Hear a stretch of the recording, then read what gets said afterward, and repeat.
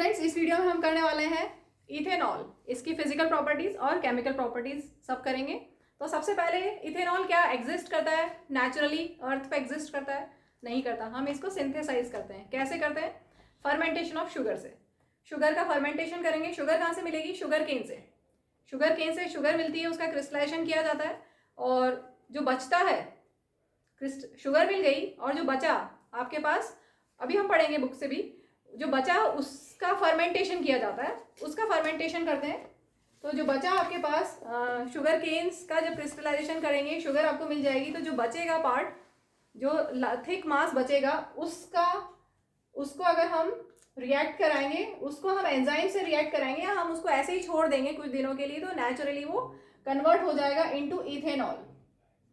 इसका एक सिंपल सा एग्जांपल लेते हैं हम, फर्मेंटेशन ऑफ शुगर। कभी तुमने ये देखा है कि तुम मार्केट से जूस लाए हो, पैक्ड जूस, फ्रूटी या कुछ जूस इस तरह का लाए हो, और आप बाहर उसको भूल गए, थोड़ा सा पिया और बाहर भूल गए, और कुछ दिनों बाद अगर आप टेस्ट करोगे तो आपको कैसा टेस्ट लगेगा? इथेनॉल बन जाएगा, वो कन्वर्ट हो जाएगा इथेनॉल में। कड़वा कड़वा सा अजीब सा टेस्ट। मैंने टेस्ट नहीं किया कभी, इथेनॉल टेस्ट नहीं किया, लेकिन एक खराब फ्रूटी टेस्ट किया है। एक बार भूल गए थे, मैं भूल गई थी, तो कुछ दिनों बाद उसको टेस्ट किया था, बहुत ही अजीब सा टेस्ट था। मतलब बिल्कुल थोड़ा सा एक सिप लिया था और फिर उसको स्पिट कर दिया था, क्योंकि वो लग गया था कि कुछ गड़बड़ हो गई। तो इथेनॉल में कन्वर्ट हो गया था, फर्मेंटेशन हो गया था, क्योंकि फ्रूटी में शुगर थी, शुगर का अपने आप फर्मेंटेशन हो गया, हमने रूम टेम्परेचर पे उसको छोड़ दिया। तो ठीक है, तो क्या बन गया? इथेनॉल बन गया। इथेनॉल का फॉर्मूला क्या होता है? CH3CH2OH या C2H5OH। ठीक है, ये कैसा होता है? कलरलेस होता है। अभी हम प्रॉपर्टीज लेते हैं। चलो अभी हम इसकी प्रॉपर्टीज देखते हैं। ये होता है न्यूट्रल। लिटमस टेस्ट नहीं देगा, ये कोई इफेक्ट नहीं होगा। रेड लिटमस पेपर या ब्लू लिटमस पेपर पे अगर आप इथेनॉल के ड्रॉप्स डालेंगे तो कोई इफेक्ट नहीं होगा, क्योंकि ये न्यूट्रल होता है। इसके अलावा कलरलेस लिक्विड है ये। बर्निंग टेस्ट होता है। अब बर्निंग टेस्ट का मतलब क्या है? कभी आपने कोई जली हुई चीज़ खाई हो तो उसका कैसा टेस्ट आता है, उस तरह का टेस्ट इसका होगा। ठीक है, वोलेटाइल लिक्विड है, इजीली वेपोराइज हो जाता है, and it is lighter than water. Good solvent है इसमें, एक गुड सॉल्वेंट है इसमें। पानी के साथ ये और प्रोपोर्शंस में मिक्स होता है। इसके अलावा न्यूट्रल तो बता दिया। अब इसका बॉइलिंग पॉइंट कम होता है 78 डिग्री सेल्सियस। वाटर का बॉइलिंग पॉइंट 100 डिग्री सेल्सियस, इसका उससे कम होता है 70 डिग्री सेल्सियस, और केल्विन में होता है 351 केल्विन। ठीक है, अब इसको टेक्स्ट बुक से हम देख लेते हैं। First para, ethanol is a liquid at room temperature. ठीक है, liquid at room temperature. Ethanol is commonly called alcohol and is the active ingredient of all alcoholic drinks. सभी ड्रिंक्स का एक्टिव इंग्रेडिएंट है ये। In addition, because it is a good solvent, it is also used in medicine such as tincture iodine. Tincture iodine, कभी चोट लग जाती है तो आपने देखा होगा, जो लगाया जाता है कट या वुंड्स पे जो लगाते हैं, लिक्विड जो ब्राउनिश कलर का लिक्विड होता है, वो होता है टिंक्चर आयोडीन। ठीक है, इसके अलावा कफ सिरप्स में यूज होता है ये। कफ सिरप है, कम क्वांटिटी में यूज करते हैं ताकि आपको रात में अच्छी नींद आए, नहीं तो खांसी चलेगी तो नींद नहीं आएगी अच्छे से। और बहुत सारे टॉनिक्स में भी ये यूज करते हैं। ठीक है, it is also soluble in water in all proportions. अब अगर हम इसका कंजप्शन करें, consumption of small quantities of dilute ethanol, उससे ड्रंकननेस होगी। Even though this practice is condemned, it is socially wide spread practice. Ethanol का consumption, drinks का consumption. However, intake of even a small quantity of pure ethanol, अगर pure ethanol लिया, 100% ethanol, अगर pure ethanol लिया तो वो बहुत harmful हो सकता है। It can be lethal. जो प्योर इथेनॉल को बोला जाता है एब्सोल्यूट अल्कोहल। प्योर इथेनॉल मतलब 100% इथेनॉल ही है, उसमें कुछ भी नहीं है, that is known as absolute alcohol. एक दूसरा होता है, दूसरे टाइप का होता है रेक्टिफाइड स्पिरिट, सुना होगा तुमने।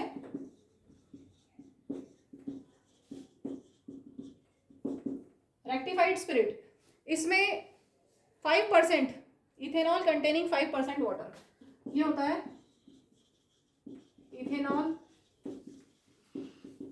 कंटेनिंग 5% वाटर, ये होता है रेक्टिफाइड स्पिरिट। और जो प्योर इथेनॉल होता है वो 100% ethanol, that is known as absolute alcohol. एक चीज और इसमें ऐड कर लेना, ये प्रॉपर्टीज में इनफ्लेमेबल भी है। It catches fire very easily. Movies में देखा होगा कहीं पे, नहीं अच्छा उसमें होता है ना जो डीओज होते हैं उनमें भी तो होता है थोड़ा, डीओ को स्प्रे करो और माचिस जलाओ तो करके नहीं देखना, हाँ नहीं तो बोलोगे मैम ने कराया ऐसा। चलो अभी केमिकल प्रॉपर्टीज करते हैं। फर्स्ट केमिकल प्रॉपर्टी कंबशन, ये हम पहले पढ़ चुके हैं। अब क्योंकि हमने इथेनॉल टॉपिक लिया है तो इथेनॉल की सारी प्रॉपर्टीज हम यहाँ पे इंक्लूड कर देंगे। कंबशन, इथेनॉल हमने लिया C2H5OH, अगर हम उसको बर्न करेंगे तो क्या होगा, CO2H2O plus heat and light, कैसा फ्लेम आता है, पेल ब्लू फ्लेम पड़ा हुआ है। कंप्लीट कंबशन हो जाता है इथेनॉल का, सैचुरेटेड हाइड्रोकार्बन है ना, कंप्लीट कंबशन होगा। बैलेंस कर लो, 2 हो गया, हाइड्रोजन 6 और ऑक्सीजन 7 है यहाँ, तो 6 और 1 7, ठीक है, ये बैलेंस हो गई।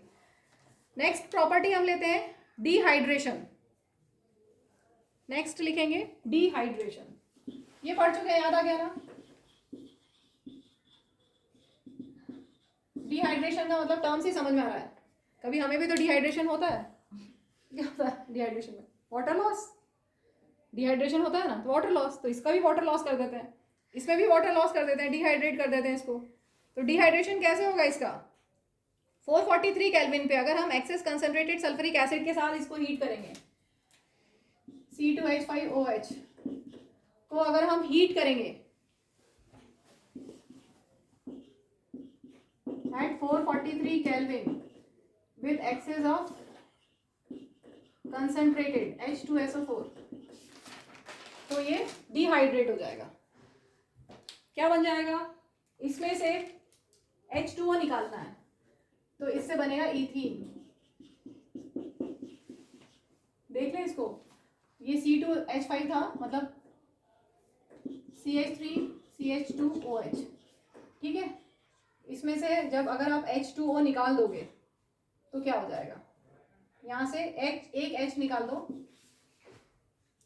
सोचो क्या होगा, ठीक है। तो यहाँ से एक H हटा और ये H और O, तो H2 2 हाइड्रोजन और एक ऑक्सीजन हट गया, H2O बन गया और इधर CH2 इथीन बन गया। तो इथेनॉल से इथीन बन गया, ठीक है, एट 443 केल्विन या 170 डिग्री सेल्सियस। 443 केल्विन मतलब 273 से माइनस कर दो, 443 को 273 से माइनस करोगे तो 170 डिग्री सेल्सियस पे अगर आप हीट करोगे with excess of concentrated sulphuric acid तो ये डिहाइड्रेट हो जाएगा। नेक्स्ट रिएक्शन लिखेंगे, नेक्स्ट रिएक्शन है रिएक्शन विद सोडियम, ये आपकी टेक्स्ट बुक पे स्टार्टिंग में दिया हुआ है, रिएक्शन विद सोडियम। इथेनॉल लेते हैं हम, C2H5OH प्लस Na, सोडियम के साथ अगर हम इसको रिएक्ट कराएंगे, अल्कोहल्स रिएक्ट विद सोडियम, इससे क्या होगा, हाइड्रोजन गैस रिलीज होती है, तो ये Na यहाँ पर H को हटा देगा और Na आ जाएगा, C2H5,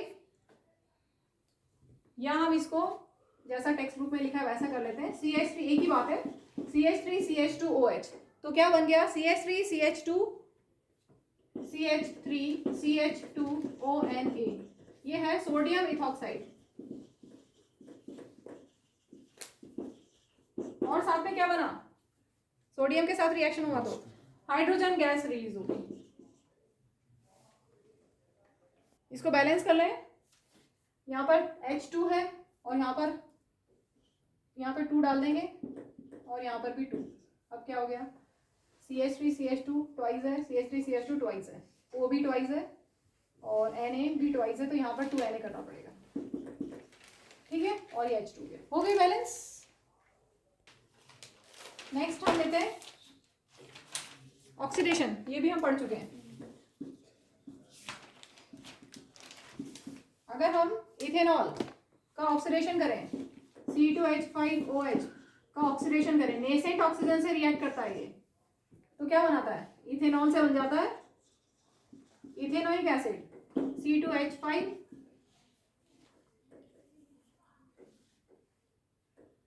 चलो C2H5 तो यहीं रहने देते हैं, CH3COOH, ethanoic acid.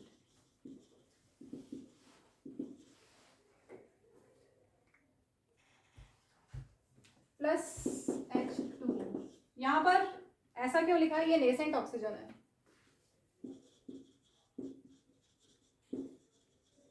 Nascent oxygen का मतलब होता है जो फ्रेशली प्रिपेयर्ड है, एकदम नई नई ताजी ताजी बनाई है और उसको रिएक्ट कराओगे। यहाँ पे क्या था साथ में, किसकी प्रेजेंस में पढ़ चुके हैं, यस, पोटेशियम परमैंगनेट या एसिडिफाइड K2Cr2O7 या अल्कलाइन और अल्कलाइन KMnO4। ठीक है, अल्कलाइन KMnO4 मतलब KMnO4 प्लस NaOH, और एसिडिफाइड पोटेशियम डाइक्रोमेट मतलब K2Cr2O7 प्लस H2SO4। तो इन दोनों इसमें से या इसमें से कराते हैं तो ये स्ट्रॉन्ग ऑक्सीडाइजिंग एजेंट है ये और ये नेसेंट ऑक्सीजन देंगे जिससे ये ऑक्सीडाइज होके इथेनोइक एसिड बन जाएगा। लास्ट रिएक्शन है रिएक्शन विद इथेनोइक एसिड। तो हमने लिया है इथेनोइक एसिड और अल्कोहल इथेनॉल, यहाँ पर in the presence of acid as catalyst अगर हम रिएक्शन कराते हैं, जैसे सपोज हमने 1 ml इथेनॉल लिया टेस्ट ट्यूब में और 1 ml इथेनोइक एसिड लिया टेस्ट ट्यूब में, और उसमें हम 2 to 3 drops of acid sulphuric acid add करें और इसको 5 मिनट्स के लिए ऐसे ही छोड़ दें। ठीक है, तो आपको एक फ्रूटी स्मेल आएगी। फ्रूटी स्मेल मतलब यहाँ पे बन जाएगा ester, and this process is known as esterification, और यहाँ पर प्लस H2O भी बनेगा। तो अभी इस ईस्टर बनाते हम CH3COO CH2CH3,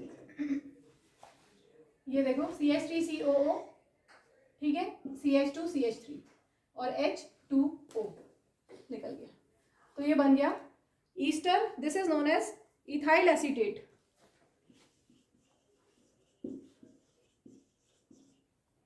इथाइल एसीटेट। चलो अभी लास्ट टॉपिक हमारा बचा है यूजेस। इसको टेक्स्ट बुक से भी देख लेंगे एक बार लास्ट में। तो इतने सारे यूजेस हैं, जितने याद रह जाए उतनी अच्छी बात है।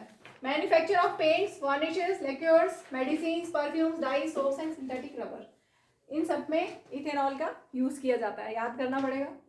एज अ सॉल्वेंट इसको यूज़ करते हैं क्योंकि कुछ ऑर्गेनिक कंपाउंड्स ऐसे हैं जो वाटर में सॉल्युबल नहीं है लेकिन इथेनॉल में सॉल्युबल है, इसलिए इसको एज अ सॉल्वेंट यूज़ करते हैं। Many organic compounds which are insoluble in water are soluble in ethanol. ये वाला पॉइंट हम कर चुके हैं, टेक्स्ट बुक में था। टिंचर आयोडीन में यूज़ करते हैं, कट्स वुंड्स इंजरी हो जाती है उसके लिए यूज़ करते हैं। कफ सिरप में यूज़ किया जाता है ताकि आपको रात में अच्छी नींद आए, और बहुत सारे टॉनिक्स में भी यूज़ करते हैं। As a fuel in cars, specially cold countries में जैसे ब्राज़ील में पेट्रोल के साथ इसको ऐड कर देते हैं ताकि इसका एक बेनिफिट ये है कि इससे कार्बन डाइऑक्साइड गैस प्रोड्यूस होती है। आपने पढ़ा इसका कंबशन वगैरह होगा तो कार्बन मोनोऑक्साइड नहीं बनेगी, कार्बन डाइऑक्साइड गैस बनेगी। ठीक है, तो पॉल्यूशन नहीं होगा। ठीक है, as a fuel in cars कुछ कंट्रीज में इसको यूज़ किया जाता है पेट्रोल के साथ में मिला के। अल्कोहलिक ड्रिंक्स में यूज़ होता है, ये अलग अलग परसेंटेज है। विस्की में 35% अप्रॉक्सीमेटली 35-40% इथेनॉल डलता है। वाइन में 10 से 20%, कुछ बुक्स में 11% मिलेगा इथेनॉल यूज़ होता है, और बियर में 4 to 6% इथेनॉल यूज़ होता है। इसके बाद इसको यूज़ करते हैं as antiseptic to sterilize wounds and syringes. Hospitals dispensaries में स्टरलाइज करना है आपको सिरिंजेस को, तो एज एंटीसेप्टिक इसको यूज़ किया जाता है। और इसको यूज़ करते हैं as anti freeze for automobile radiators, क्योंकि इसका फ्रीजिंग पॉइंट कम होता है। फ्रीजिंग पॉइंट होता है -114.7 डिग्री सेल्सियस अप्रॉक्सीमेटली, थोड़ा सा कम ज़्यादा बुक्स में मिलेगा आपको। तो एज एंटी फ्रीज इसको यूज़ करते हैं। और लास्टली हम इसको एज अ प्रिजर्वेटिव यूज़ कर सकते हैं फॉर बायोलॉजिकल स्पेसिमेंस, उनको प्रिजर्व करने के लिए यूज़ कर सकते हैं क्योंकि वही इसका फ्रीजिंग पॉइंट कम है इसलिए। चलो टेक्स्ट बुक से देख लेते हैं बॉक्स में जो बने हुए। How do alcohols affect living beings? When large quantities of ethanol are consumed, कैसे क्यों कंज्यूम करेंगे? अल्कोहलिक ड्रिंक्स की फॉर्म में। It tends to slow metabolic processes and to depress central nervous system. CNS को क्या करता है? डिप्रेस कर देता है। तो इससे क्या होगा? Lack of coordination, mental confusion, drowsiness, lowering of normal inhibitions, और फाइनली स्ट्यूपर। ठीक है, तो इंडिविजुअल को, पर्सन को हो सकता है कि रिलैक्स फील हो, individual may feel relaxed but does not realise that his sense of judgement, sense of timing and muscular coordination have been seriously impaired. देखा होगा आपने ड्रिंक करके, बहुत ज़्यादा जो ड्रिंक कर लेते हैं वो कैसा हो जाता है उनका हाल। Unlike ethanol, intake of methanol in very small quantities can cause death. Methanol poisonous होता है। अभी क्यों होता है इसको समझते हैं हम यहाँ पर। मीथेनॉल, तुम्हें ये पता है कि अल्कोहल्स ऑक्सीडाइज होते हैं, ठीक है, तो पहले वो ऑक्सीडाइज होके एल्डिहाइड बनाते हैं, उसके बाद वो एसिड बनाते हैं। तो मीथेनॉल का क्या होता है, अगर वो ऑक्सीडाइज होगा तो लीवर में वो मीथेनल बन जाता है। It is oxidise to methanal in liver. Methanal reacts rapidly with components of the cell. Cell के कंपोनेंट से मीथेनल जो एल्डिहाइड है, मीथेनॉल से मीथेनल बना ऑक्सीडाइज होके, ठीक है, और वो सेल के कंपोनेंट से रिएक्ट करेगा और it causes protoplasm to get coagulated. जैसे कि एग कोगुलेट होता है बाय कुकिंग, वैसे ही प्रोटोप्लाज्म कोगुलेट हो जाएगा। ये ऑप्टिक नर्व को अफेक्ट कर सकता है, करता है, उससे ब्लाइंडनेस भी हो सकती है। मीथेनॉल इसलिए बोलते हैं पॉइजनस भी है और इससे ब्लाइंडनेस भी हो सकती है। इथेनॉल के बारे में दिया है, इथेनॉल एक गुड इंडस्ट्रियल सॉल्वेंट है, ठीक है, क्योंकि वाटर में कई ऑर्गेनिक कंपाउंड सॉल्युबल नहीं होते, इथेनॉल डिजोल्व कर देता है। तो ethanol as a industrial solvent use किया जाता है। अब अगर हम इथेनॉल को as a industrial solvent use कर रहे हैं तो सोचो जहाँ वो वर्कर्स होंगे उनके लिए तो मजे हो गए।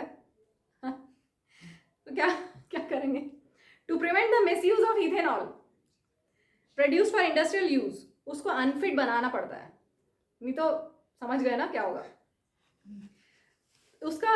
हम चाहते हैं कि इथेनॉल इंडस्ट्रियल यूज के लिए है, वर्कर्स के लिए नहीं है, तो उसको अनफिट बनाना पड़ेगा फॉर ड्रिंकिंग। तो उसमें क्या करेंगे, मीथेनॉल ऐड कर देंगे, ठीक है। It is made unfit for drinking by adding poisonous substance like methanol to it. Poisonous substance methanol उसमें ऐड कर दिया जाएगा ताकि वो अनफिट हो जाए फॉर ड्रिंकिंग और इंडस्ट्रियल यूज के लिए यूज किया जा सके। Dyes are also added to colour the alcohol blue. कभी कभी एल्कोहल वैसे कलरलेस होता है, उसको ब्लू कर देते हैं डाइज ऐड करके ताकि वो इजीली आइडेंटिफाई कर सकें, and this is known as denatured alcohol, जिसमें हमने कुछ डाइज ऐड कर दिए, that is denatured alcohol. एक और बॉक्स दिया हुआ है आपकी बुक में, अल्कोहल एज अ फ्यूल, ये हम थोड़ा थोड़ा कर चुके हैं। Sugar cane plants are one of the most efficient converters of sunlight into chemical energy. और शुगर केन जूस से शुगर बनती है क्रिस्टलाइजेशन प्रोसेस से। उस प्रोसेस में sugar cane juice can be use to prepare molasses which is fermented to give alcohol. Sugar cane juice से जब sugar बनाई जाती है तो उस प्रोसेस में जो थिक मटेरियल, थिक सब्सटेंस बच जाता है, that is known as molasses. उसका फर्मेंटेशन करके अल्कोहल बनाया जाता है, जो हमने स्टार्टिंग में पढ़ा था इस टॉपिक के, ठीक है। उसका फर्मेंटेशन हो जाता है, उससे इथेनॉल बनता है। अब कुछ कंट्रीज में, जैसे ब्राज़ील में, some countries now use alcohol as an additive in petrol, क्योंकि ये क्लीनर फ्यूल है और कार्बन डाइऑक्साइड गैस प्रोड्यूस होती है। हमने पढ़ा है इसका कंबशन होता है, कार्बन डाइऑक्साइड वाटर प्रोड्यूस होता है और पॉल्यूशन नहीं होता, ठीक है, क्लियर।